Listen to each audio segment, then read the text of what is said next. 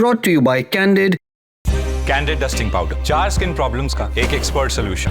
Candid dusting powder, हटा खुजली, लगा कैंडिड।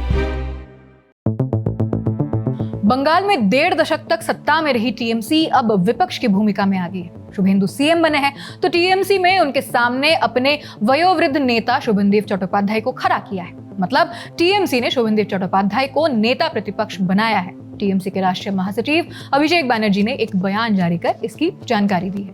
9 मई को यह बयान जारी किया गया, मतलब जिस दिन शुभेंदु अधिकारी ने पश्चिम बंगाल के मुख्यमंत्री पद की शपथ ली थी उस दिन, यानी विधानसभा में भारतीय जनता पार्टी के शुभेंदु अधिकारी के नेतृत्व वाली सरकार को घेरने में सबसे बड़ी जिम्मेदारी शुभनदेव चट्टोपाध्याय की ही कंधों पर होगी। बाकी टीएमसी नेताओं को भी जिम्मेदारी मिली है। टीएमसी ने असीमा पात्रा और नयना बंदोपाध्याय को विपक्ष का डिप्टी लीडर घोषित किया है। वहीं फिरहाद हाकिम विपक्ष के मुख्य सचेतक यानी विप होंगे। शुभेंदु अधिकारी के पश्चिम बंगाल के मुख्यमंत्री पद की शपथ लेने के दिन ही ये फैसला आया। ममता बनर्जी भवानीपुर सीट से चुनाव हार गई, अब वे विधानसभा की सदस्य नहीं है। ऐसे में शुभनदेव चट्टोपाध्याय को विपक्ष का नेता बनाया गया है।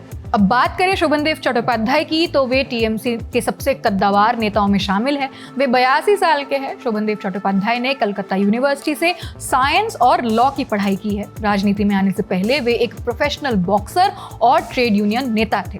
1960 के दशक में शुभनदेव ने कांग्रेस के साथ राजनीति शुरू की थी और 1991 में पहली बार विधायक बने।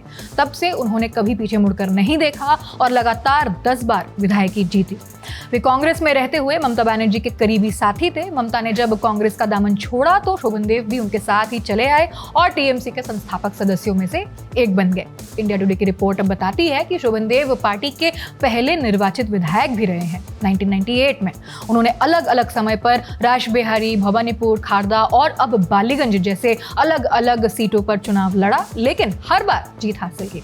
रासबिहारी में साल 2001, 2006, 2011, 2016 में किया। भवानीपुर से साल 2021 में, खारदा से साल 2021 के उपचुनाव में और अब बालीगंज से 2026 में।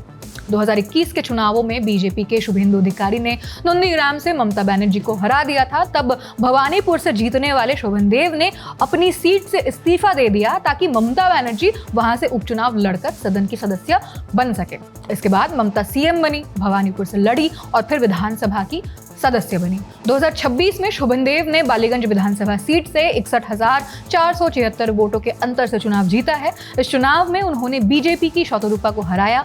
टीएमसी की labour branch, Indian national Trinamool trade union Congress यानी INTTUC उन्हीं के सोच का नतीजा है। वे अब तक फार्मर्स, बिजली और सांसदीय कार्य जैसे अहम मंत्रालय को संभाल चुके हैं। ये तमाम जानकारी जुटा है मेरे साथी अर्पित ने। मैं हूं आकांक्षा गोगोई। आप देखते रहिए दिल ललन टॉप। शुक्रिया।